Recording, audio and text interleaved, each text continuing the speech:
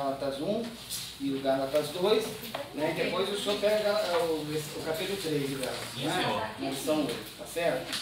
Aí nós vamos aqui, na introdução, está na página 116, né? 114, né? A partir daqui, muito do nosso estudo terá um enfoque de uma análise, isso é, o exame cuidadoso das Escrituras, de cada parte das passagens envolvidas. Assim, é sempre recomendável que, ao estudarmos um novo texto, leiamos e dê início à passagem bíblica em apreço. Tá? Via de regra, escrevemos, o que é aí? Uma carta. Nós assinamos o nome no fim dela, não é verdade? Sim. Na época de Paulo era diferente, visto que a carta principiava como? Com o nome do seu autor. A menção ao nome de Paulo, ao início dessa carta, diz exatamente quem escreveu. Tá bom? 114. Tá certo? Paulo é a forma portuguesa do latim o quê? Paulo. Nós estamos falando aqui poliglotas. Um nome romano, já que o latim era a língua dos romanos. Paulo era judeu, natural da onde? Tarso da Cilícia, cidadão romano de nascimento, pois essa cidade concedia aos judeus, nela nascido, o direito à cidadania romana. Assim era comum o uso de nomes romanos por cidadãos judeus. Saulo é a forma o quê? Grega. Do nome hebraico Saul, tá certo? Idêntico ao primeiro rei de Israel, lembra? Saulo era assim chamado desde o seu nascimento até o momento em que, juntamente com Barnabé, seguiu sua primeira viagem missionária. O versículo 9 do capítulo 13 de Atos diz: todavia Saulo, também chamado o quê? Paulo. Isso. A partir daí, então, passou a ser chamado de Paulo. Eu gostei disso aqui, ó. O uso desse nome romano pode ter sido para Paulo um sinal de renúncia ao seu orgulho passado, na qualidade de judeu. Porque como Saulo, né, ele fez barbaridades. E agora, quer dizer, ele ganhou, né, de presente, né, da mudança da vida que ele teve, foi tão radical que até o nome dele mudou. Tá? Isso aí é impressionante, né? Você esquecer seu velho homem, sua velha forma de ver, de agir, e agora ser uma nova criatura, e também com um novo nome. Achei legal isso aqui, ó. Tá bom? O judaísmo tinha seus apóstolos, os seus apóstolos, os pais chamavam eles, isso aqui eu não vou falar não, enviado, né? Isto é, enviado, termo esse que corresponde a apóstolo e missionário. Um apóstolo era um mensageiro especial, enviado por uma pessoa ou organização superior e que lhe dava autoridade para cumprir determinada missão. Vejamos então nas páginas a seguir os desdobramentos da missão de Paulo como enviado de Deus para pregar o Evangelho. Irmãos, Deus concede a Paulo o seu evangelho. Olha só que coisa impressionante. E aqui é uma introdução, tá, de onde ele era, de como nasceu, do que ele fazia e da forma como ele iria se proceder. É uma introdução da lição 7. Nós vamos entrar na lição aqui agora para vocês entenderem. No texto 1 aqui, ó, o apostolado do Evangelho de Paulo. Tá? Que ideia fazemos sobre a chamada divina para o ministério cristão de tempo integral? Como ocorre essa chamada? Até hoje, a pergunta aqui, como é que você entende isso? Qual é a ideia que você tem disso aí? Deus ainda hoje chama pessoalmente as pessoas para o ministério?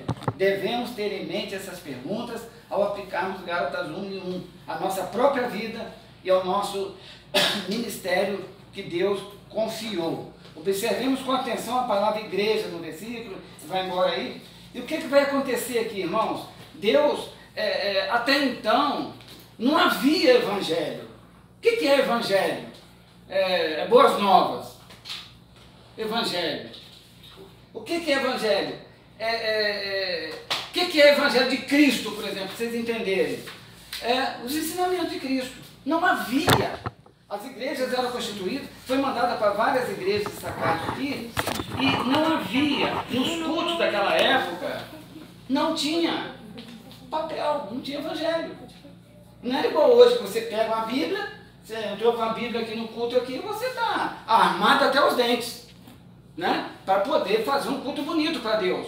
E quem está ouvindo está conferindo o que você está fazendo. Naquela época era difícil. Deus vai dar a Paulo, olha só, o seu evangelho. Ele vai dar a Paulo as boas novas. Ele vai dar a Paulo os ensinamentos de Cristo, que até então não existia. Não estava à disposição das igrejas. Você aceitou Jesus? Estamos aqui, ó, em Mateus, Marcos, Lucas e João para você estudar. Não existia nada. E os judeus, né, a grande jogada aqui, a grande luta aqui da época, que Paulo enfrentou, que a gente não enfrenta hoje, enfrenta assim. Eu tive uma filha que ela foi estudou no colégio adventista, e ela veio para lá cheia trouxe muita lei para a gente lá. Tivemos que discutir muito com ela a questão, né, da lei. Mas lá era 100% de pessoas, e os judeus que trazia esse cristianismo para os Gálatas e todas as cidades daquela região ali da Europa, da Ásia, simplesmente vinha trazer o quê? A lei. Paulo foi levantado para tirar da cabeça daquela gente que não era necessário ter lei. A lei do Velho Testamento não era o Velho Testamento, não era velhas novas. Ela foi dada a Moisés lá para poder, né? Foi como imposição de Deus pela libertação que receberam. Durou 1.600 anos, não sei quantos anos lá, mas chega ali um momento em que ela não tem mais valor. É necessário que a lei fique esquecida e que a cruz de Cristo, que o Evangelho, que as boas novas, que o que Jesus falou, que Paulo foi conhecer, e ele começou a ensinar. Paulo, ele ensina nas suas 3 epístolas como se ele tivesse vivido com Cristo, ou se tivesse, ele leu essas coisas, embora não estava à disposição das igrejas ainda. Ele se preparou para isso. Então, é dado a Paulo um evangelho, boas novas. O meu evangelho é dado a ele. Olha só que coisa interessante. Tá? E quando ele coloca essa situação aqui, ó, atentemos agora para o Senhor Jesus Cristo. Ele é o centro do evangelho de Paulo, que diz: Cristo em vós é a esperança da glória. A salvação ocorre por meio da fé em Cristo e não na guarda da lei. E vai ser uma briga, irmãos. Todos os capítulos de Gálatas aí, de Paulo dizendo que a lei não precisa ser guardada mais. Porque ninguém aguentaria guardar a lei e ainda atender o que Cristo nos ensinou. Entende? A lei é para consulta, é experiência, é a prova de que Deus era com aquele povo, mas era presa a um país, a uma nação. Quando a lei foi estabelecida, até então não existia a nação de Israel. Era uma família patriarcal que virava escravo no Egito. Quando ele se torna nação, Deus fala: uma lei para vocês. E não era para o mundo. E o evangelho não era para eles, era para o mundo. Uma diferencinha pouca.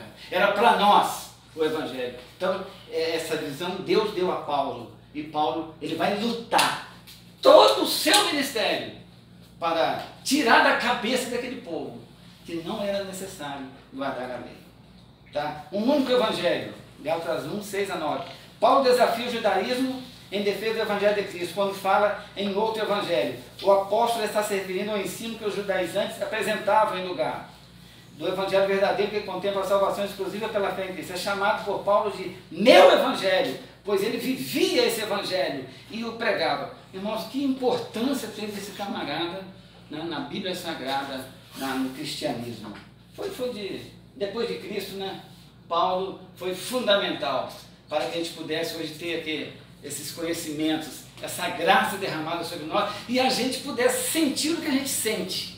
Sabe? A certeza que nós temos de que fomos alcançados por Cristo está nas epístolas de Paulo. Sabe? É fantástico isso aí. O meu evangelho, doutrina de Cristo, ele vai ensinar. A finalidade do evangelho. O evangelho é a revelação final de Deus. Olha aqui, ó. Tá certo? Depois ele vai colocar como podemos aplicar o princípio que nos é dado por Paulo. Suponhamos que alguém pregue uma mensagem afirmando ser uma profecia, ou que de igual modo transmita um sonho ou revelação. Essa mensagem ou revelação está de acordo com o evangelho de Cristo. Observemos as 4 afirmações feitas por Paulo, finalzinho aqui do primeiro texto, ó, sobre a autoridade do Evangelho. Qualquer profecia, qualquer revelação, olha aqui, ó, não é segundo os homens, não pode ser, existem milhares de profecias segundo a carne. E vimos agora, recentemente, aí, com essa Várias. da moto passando. Carnal. É do coração, não é do diabo não. Segura aí. Tá certo? Não recebi de homem algum, não aprendi de homem algum, recebi e aprendi pela revelação de Jesus Cristo. Tem que estar em consonância com o Evangelho. Qualquer profecia que Deus possa te usar para falar. Tem que estar. Não adianta ficar com essas graves ameaças aí e muitas vezes o profeta, né? Ele é muito exortador e começa a fazer a tal da ameaça espiritual. Isso mata a gente. Colocar um Deus, né, terrível, um Deus que... Isso não é Evangelho. Não é Evangelho. Nós somos testemunhas de Cristo. Nós temos que pregar um Deus que vai fazer pelo irmão Paulo o que fez por mim. Nada mais nem nada menos. É um Deus que nos trata iguais. Não adianta, Deus vai te ferir. Mas como se eu não quero que ele me fere? É um Deus justo. Quantas vezes eu já ouvi essa profecia? Deus vai te ferir. Mas você gostaria de ouvir essa... É Mateus 7,12. Não façais com os outros aquilo que não quereis que vos façam. Tá? Então segura a barra e trata o outro com misericórdia. Com amor. É o Evangelho. Isso aí é Evangelho, amor. Não é que você vai liberar. Você não pode liberar nada. Você não é Deus. Vamos pregar a verdade. Olha. Cada um segue o que quer. Não adianta a arma em cima. Ameaça. Eu já vi demais isso na igreja. Fruto disso. Ameaças espirituais. Tá? Uma arma apontada para mim, porque Deus está lá e Ele está esperando eu ficar sozinho no meio de um pasto para me fuzilar, para não pegar mais ninguém. Não existe isso. Tá? O que nós fizemos de errado, não, o juízo final vai resolver com a gente. Irmão. Amém? O juízo final vai resolver com a gente. Agora eu vou viver igual você está vivendo. É por isso que existe um pastor que uma vez falou o seguinte, que as pessoas confundem, né? Deus, ele tolera você pecando, eu pecando, ele não permite. E a gente confunde a permissão com tolerância. Ele está permitindo, porque ele está tolerando. Não é. Tá? Ele tolera. O primeiro pecado seu ele vai te fuzir ou não? Não é assim. Acho que Deus está sentindo iraça. Olha só, entende? Então a coisa com Deus é diferente. E isso embola a cabeça da gente tem hora. Porque, como diz o outro, né, tem os nossos pecados preferidos, que a gente acaba, né, segurando eles, por quê? Porque Deus não te deu um tiro ainda. Tá? Mas, Vai pra glória. vai pra glória. Era bom que desce logo. Fica faringite. Vamos correr aqui, porque o governo fica parado aqui. Texto 2. Oposição ao Evangelho. A conversão é a comissão divina de Paulo. Oposição ao Evangelho. Paulo fala da sua posição anterior no judaísmo, usando a palavra conduta. Ele fala do judaísmo e do cristianismo, com duas religiões diferentes. E é judaísmo e cristianismo. Originalmente, o judaísmo foi o principal corrente do plano redentor de Deus. E foi através dos judeus que vieram tanta palavra de Deus como o Messias, redentor. Entretanto, nos dias de Paulo, o judaísmo havia se afastado do plano divino. Isso aqui, o judaísmo não funcionou. Esses 1000 e tantos anos aí de religião, né, envelheceu o judaísmo. E nasce o cristianismo, que está aí até hoje há 2000 anos, irmão. E não envelhece. Esse aí é perfeito, hein? Esse aí... Pastor, uma dúvida que eu tenho.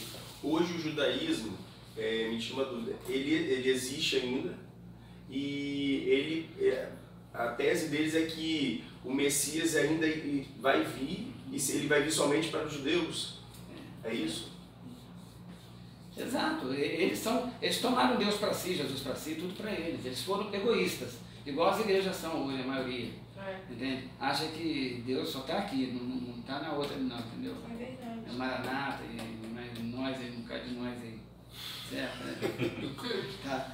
gente tem essa tendência, né? Tomar as coisas, a gente gosta das coisas, a gente quer pegar pra gente. E fizeram isso com Deus lá no judaísmo. Não era o plano. Deus queria, através de Israel, se mostrar para a terra. Israel seria o berço, o espelho de Deus. Deus falava para Israel, agia Israel e a terra se convertia a Deus. Só que eles criaram foi o quê? Uma barreira. Talvez o judaísmo esteja preso somente no Antigo Testamento, só na lei, né? Sim, inclusive se você olhar de Gênesis a Malaquias, você só vai ver uma palavra chamada salvação. Não se trata de salvação ali. É bênçãos materiais terrenas. Se você quiser pregar bênção terrena, é Velho Testamento. Bênçãos, né, salvação é Novo Testamento. Não tem. É simples isso aí. Tá? Você não vai ver a palavra salvação no Velho Testamento, a não ser no Salmo 51. Que Davi fala, torna, dá-me, Senhor, a alegria de salvação. Só ali. Porque não é tratada a questão da salvação. O camarada errava, morria. Era diferente do que o profeta quer fazer hoje. Quer fazer, não, mas hoje não funciona mais. Deus está dando a chance hoje. Ele não quer te matar. Ele não quer que o ímpio morre. Ele quer que todos se salvem. O negócio é fantástico hoje. É totalmente inverso do que foi lá. Porque Deus matava mesmo, engolia a terra, abria a terra, fazia. Tá? Então o judaísmo valeu para aquela época e infelizmente ficou preso ali na nação desse tamanhozinha. Né? Que era até hoje pequenininha lá.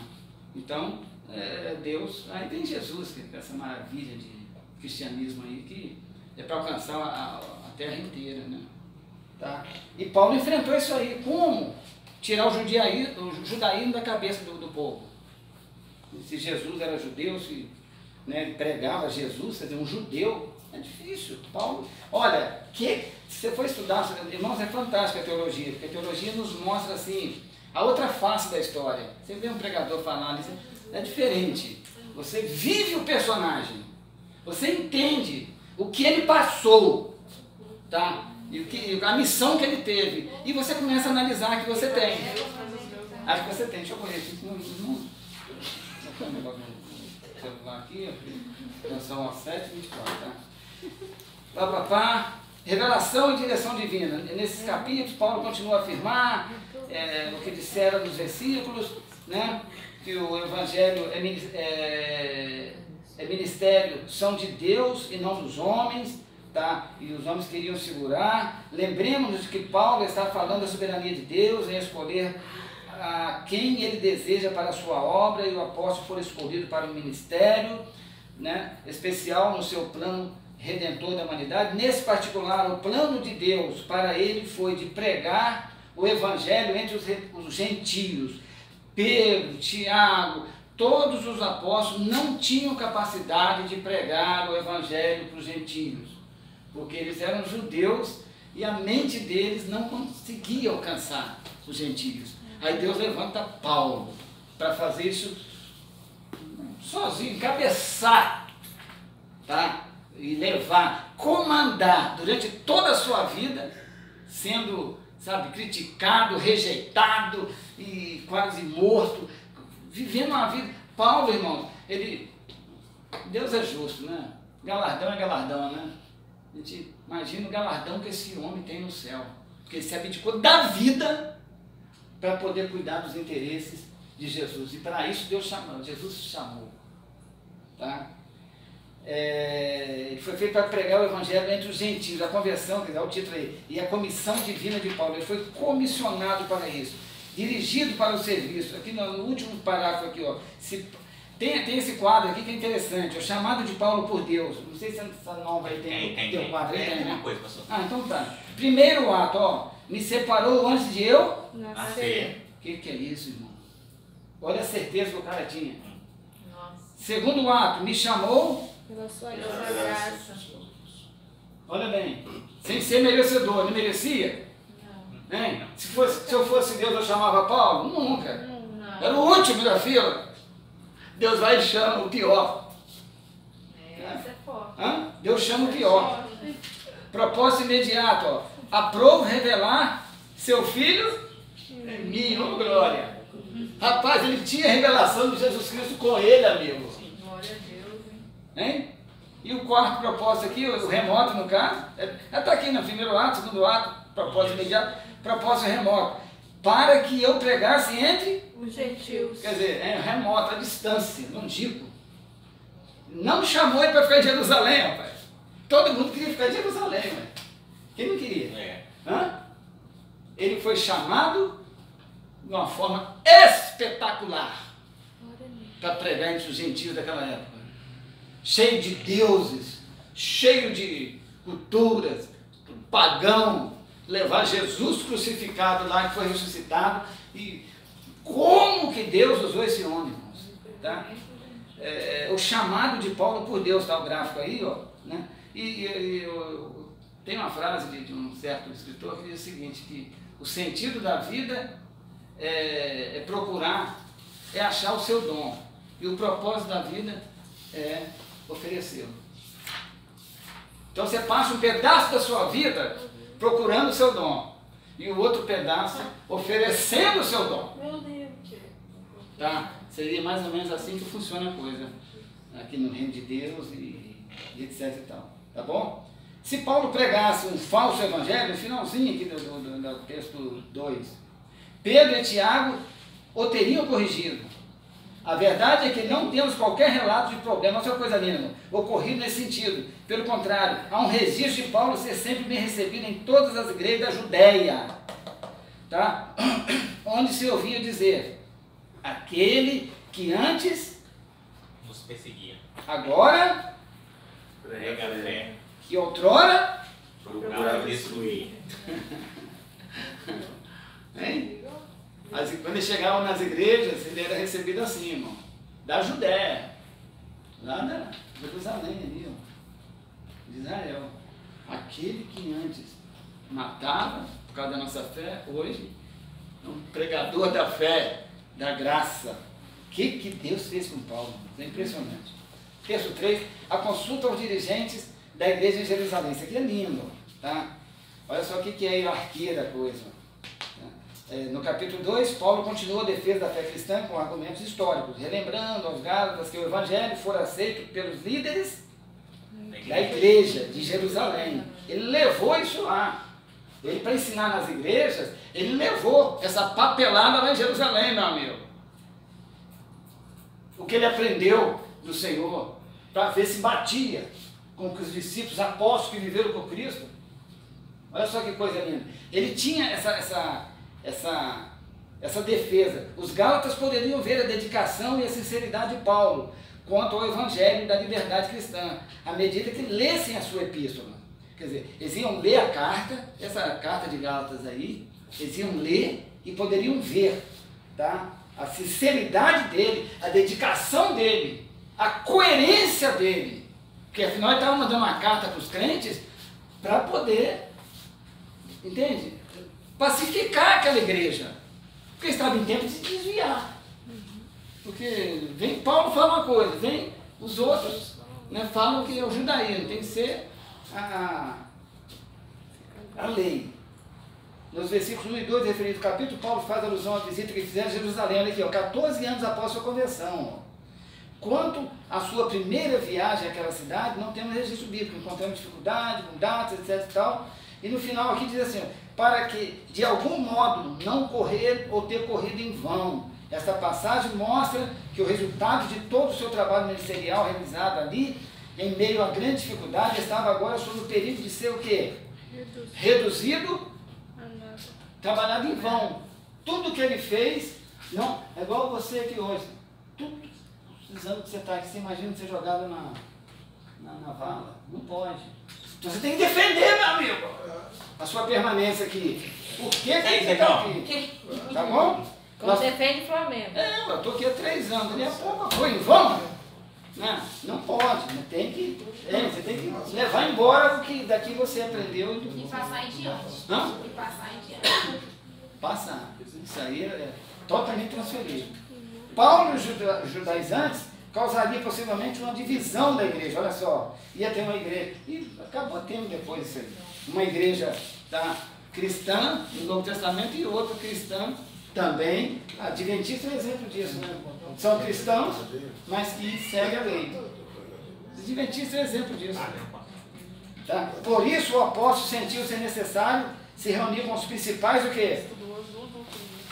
Dirigentes da igreja judaica em Jerusalém e da igreja gentia. Ele teve que se reunir com essa gente toda aí, ó, prestar conta. Paulo diz que subiu a Jerusalém por uma o quê? Revelação Divina. Com isso aprendemos que Deus guia os seus servos, as pessoas e os lugares por ele indicar.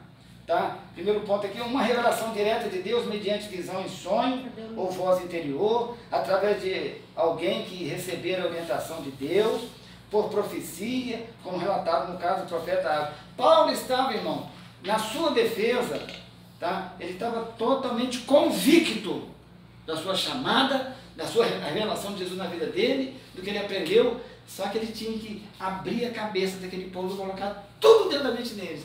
Hoje, nós, para fazer isso aqui, é uma luta, para nós abrir a caixola aqui, ó, e entrar nas verdades necessárias, que estão atrapalhando a nossa vida, estão estagnando o nosso ministério, sabe? A gente parece que está, né, amassando lama ali, agarrado, sabe? E ali ele vai ter esse... Você vê que o camarada não vai ter família, não vai ter esposa, né, não vai ter trabalho profissional. Ele largou um empregão, lá falando na introdução que o pastor deu aqui semana passada, ele era lá do exército romano, ele larga um emprego de estabilidade, efetivo, e vai ser fazedor de templo, de cabana, o reconhecimento de Paulo como apóstolo, tá? O encontro de Paulo com os apóstolos responsáveis pela igreja de Jerusalém foi o reconhecimento e a prova definitiva de haver um único evangelho pregado não somente em Jerusalém, mas também em Antioquia. Irmãos, Paulo, ele era um missionário enviado pela igreja de Jerusalém. Olha só, ele era um missionário que estava em terras estranhas e viveu a vida inteira, tá, como missionário, pregando Jesus, novidade, boas novas, e foi ali que começou o evangelho que a gente vive ali hoje. Certo? Olha os efeitos do que Paulo fez, tá? São eternos, irmãos. Você imagina, não dá tempo de entrarmos aqui no céu, não olha aqui, ó, ele teve um encontro com quem? Entre os líderes da igreja estavam Tiago, Pedro. O Tiago aqui mencionado é quem? Irmão de Jesus, ele estava lá, olha só, ele estava lá entre os camaradas. O outro tinha sido morto, né? Já, sim, pastor da igreja de Jerusalém, Tiago era, e o autor da epístola que levou seu nome. O outro Tiago, irmão de João, foi morto antes dessa data por Herodes. O resultado do encontro de Paulo com os dirigentes da igreja. Tanto Pedro como Paulo tinham de Deus um ministério específico, jamais tiveram desavenças por causa disso. É importante reconhecermos que Deus concede diferentes ministérios a diferentes pessoas, o que torna possível o desenvolvimento de todo o corpo de Cristo. Tá? Pedro e Paulo, eles tinham um ministério totalmente diferente, era água, tá, e vinho, só que eles não tinham desavenças crônicas, fundamentais. Eles se entendiam, e a igreja de Jerusalém, a igreja de Tiago lá, dos apóstolos, permitia, avalizava, não, Paulo, pode falar lá, porque isso aí está tudo certinho que você está falando aí. Nós damos aqui o aval, nós vamos avalizar você. Então ele tinha, tá, como dar continuidade. Os apóstolos reconheceram que Deus concedera a Paulo o quê? O ministério especial de que dá incircuncisão, isto é, aos gentios. Deus chamou Paulo para os gentios, a diferença era só essa. Imagina o que Paulo ia fazer em Jerusalém, meu amigo? Entende? Nada, ele ia para bater cabeça lá. Entende? É Deus que faz o remanejamento das pessoas na igreja. Tá certo? Somos chamados e capacitados por Deus para o ministério, mas há também evidência do Novo Testamento da chamada divina ser confirmada às vezes pela igreja. É importante, eu falo aqui, a igreja reconhece o que Deus faz na vida de alguém, especialmente quanto à sua chamada. Olha, diríamos, olha só que legal, que a chamada é de natureza o quê? Vertical. Tá? Deus te chama. Tá? E a confirmação é o quê? Horizontal, através da igreja. Não adianta eu estar bem com Deus e mal com a igreja. Não adianta eu estar bem com a igreja e mal com Deus. Tem pessoa, não, eu tenho Deus na vida. Não, calma aí, rapaz, você precisa de mim. Não, Não vem com essa. Isso causa um maior distúrbio na nossa vida. Né? Você começar a destratar as pessoas, começar a olhar de cima para baixo das pessoas. Não. Quanto mais Deus te usar, mais você tem que diminuir. Né? Para não dar problema. Porque Deus já vai te dar um crescimento. Você já vai estar maior mesmo, entendeu? Né? Então você... Tá? Né? Quanto mais... isso aí é um fundamento, irmão, que é o que tal do Paulo fala lá Filipenses, né? Eu adoro isso aí, 2:3, que nada façais por contenda, por vanglória, mas por humildade, considerando os outros superior a você. Glória a Deus, hein? Olha só que luxo, rapaz. Quantos sofrimentos eu vou deixar de ter se eu for humilde, irmão? Verdade.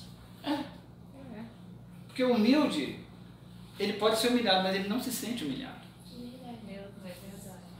Desse jeito. É desse jeito. Eu nunca vi um humilde se sentir humilhado, hein? Ele é humilde, velho. Ele tem que sentir. Ele tem. Entendeu? Não tem como ser de outro jeito. Ah, mas fulano. Amém. Entende? Esquece rápido, né? Isso é uma conquista, né, irmão?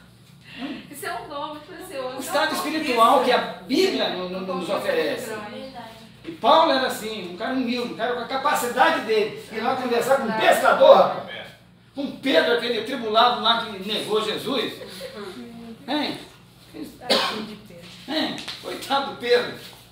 Mas era o poderoso lá, o chefão lá. Era o cara que pregou a primeira vez. É o cara que fundou a igreja. Vamos respeitar a pessoa. Agora eu chego aqui hoje, passou minha recebe há 3 anos, agora hoje os irmãos confiam em mim, me amam, gostam de mim, não sei o quê. Eu vou começar. Não, quanto mais vocês gostarem de mim, mais eu tenho que gostar do Marinelson. Do pastor Marinelson. É não, amigo. Quanto mais vocês gostarem de mim, eu tenho que correr atrás. Gente, eu tenho que amar esse homem, porque senão eu vou perder essa oportunidade. Porque a autoridade está na mão dele. Não está na minha. Eu estou aqui e eu aceitei um dia ser subordinado a ele. Por que eu vou virar agora no jogo? Não quero, sair, vou embora. Mas enquanto eu ficar aqui, o Senhor, meu pastor, não faltará a ele. Amém? Então por aí. 4, aqui, texto 4, que já, ó, eu tenho 10 minutos. Ah, tá legal aqui, eu acho que mais dá, meu amigo. Tem 10 minutos para um amigo meu aqui fazer uma obra para Deus aqui. A repreensão a Pedro por causa do Evangelho. Foi Pedro quem primeiro proclamou o Evangelho do Reino de Deus aos Pecadores. pregando aos judeus no dia de... Bem pecadores. Ô, glória! Foi Pedro mesmo, irmão? Foi, Ariane? Ariane é muito Arilândia. Foi também primeiro a ver o que? O derramamento do... Espírito Olha Santo. só o que Pedro foi, irmão. Foi pouca coisa, não. Deus havia revelado a Pedro que os gentios eram tão carentes da graça divina quanto eram os judeus. Rapaz, Pedro, né, Deus mostrou muita coisa a ele, né? Jesus mostrou a ele. Porque para ele aceitar Paulo e engolir Paulo, só essas revelações aqui mesmo, ó. Ele não tinha nada a ver com o outro, irmão. Portanto, ele jamais deveria considerar impuro o que Deus purificava. Atos 10, não. Qual a razão da queixa de Paulo contra Pedro em Gálatas 2, 12 e 13? A de se separar dos cristãos? Gentios. Aí Paulo reclamou. Entende? A atitude de Pedro dava a entender que os cristãos gentios eram espiritualmente o quê? Inferiores. Inferiores. Jesus, olha o que Pedro estava fazendo. Mas isso era natural dele, fazia sem perceber. Sim ou não? Sim. E Paulo percebeu. E Paulo defendia os gentios. Irmãos, eu tive uma missionária na igreja uma vez, ela era tão missionária que ela não suportava crente, ela não tinha paciência com crente. Mas é verdade isso aí. Como assim? Aí, como? Ela tinha um estresse com os crentes e tinha total compaixão do pecador lá fora. Era a pessoa que não podia ficar dentro da igreja. A chamada dela era tão... Eu diagnostiquei isso na vida dela. Falei, irmã, a irmã não suporta, a irmã não tem paciência com o crente. E a irmã ama, beija na boca do pecador. Então, o que você conclui com isso? Que o missionário, ele não tem paciência com a igreja. Entende? Tá? Não tem. E o pastor, nós que somos igreja, nós não temos aquela afinidade com o mundão lá fora. Isso é errado ou isso é certo? É o que acontece. Pedro não tinha paciência com os gentios. Não aceitava. Via eles de cima para baixo. E os crentes judeus, que eram igualzinhos os crentes gentios, já eram do nível dele. Porque Pedro era pastor. Pedro era judeu? Sim, pastor. Ele era pastor de igreja. Quer dizer que só Aham. era, né? Agora, Paulo era missionário, então Paulo já cuidava. É tipo aquele evangelista. Chega aqui, irmão. Chega, eu já vi isso acontecer. Um evangelista chegou o pregador pregou, fez apelo, não conseguiu ninguém. Aqui no Iribiri, eu era criança. Dali a pouco chamou um evangelista lá e fez um apelo lá, trouxe 50. Meu Deus. Chega a arrepiar, tá falando aqui, irmão. Eita, glória. Agora você vai mandar ele pregar para crente, é melhor o outro pregar. Entende? Tem pessoa que foi chamada para pregar para crente. E tem outro que foi chamado para pregar para pecador. Glória a Deus, tá glória. Aleluia. Tem essa Pastor, diferença. a gente pode dizer que o ministério de Paulo e Pedro, o missionário ou o pastor, se completa, porque aí, no caso, o missionário trabalha aqui fora, traz o pecador para dentro da igreja e o pastor que cuida. Isso. É. Né? Exatamente. Se você tem um ministério assim, evangelístico, vai lá atrás e entrega o pastor. Sou batizado, sou consagrado, sou casado, sou pá, faz tudo isso. Bom, o mestre ele às vezes pode ser até um pastor, mas ele vai só ensinar, mas não vai ter que negócio de se relacionar com uma pessoa, né, de cuidar de ouvir. Cada papagaio no seu galho. Né? Qual a razão da queixa de Paulo contra Pedro? Ele repreendeu Pedro, aquela coisa toda. O evangelho deve ser aplicado em nossa vida. O fato ocorrido entre Paulo e Pedro não indica que, olha aqui, ó, ao pecarem, os cristãos devem ser sempre corrigidos em público. Paulo teve coragem, como apóstolo de Cristo, para agir naquela maneira em defesa de quê? Do evangelho. Entende? Se tocou no evangelho, aí você tem que falar de público. Tá? Isso não quer dizer que tudo que a pessoa fizer, você vai aí publicar. Nada devemos temer se em nossas igrejas deparamos com problemas que possam atingir sua escritura, fé e doutrina. É mistério que combatamos o mal sem demora. Tá certo? E no versículo 17, capítulo 2 aqui, ó, ele vai afirmar que seria uma grande pecador se voltasse a confiar na lei para a salvação. Termina dizendo que se a salvação pela graça mediante a fé em Cristo não é verdade, diz Paulo, estamos conduzindo o quê?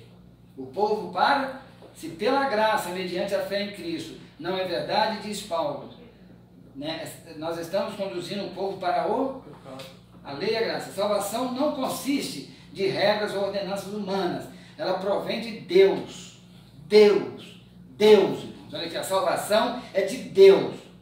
Trabalhei com um pastor que dizia o seguinte, sobre salvação, é o maior mistério que existe na face da terra, salvação. Tá? Tá na mão de Deus. Ele até brincava dizendo o seguinte, que lá no céu ia ter 3 surpresas, lá no céu. Mas é só para vocês entenderem, né? A primeira surpresa que ele ia ter é ele ir, entendeu? Segunda, é ele não ver lá no céu quem ele tinha certeza que ia. E terceira, ver lá quem ele achava que não iria. Não vai acontecer, mas só para você entender o que é salvação. É mistério, né? Está na mão de quem? De Jesus, a salvação.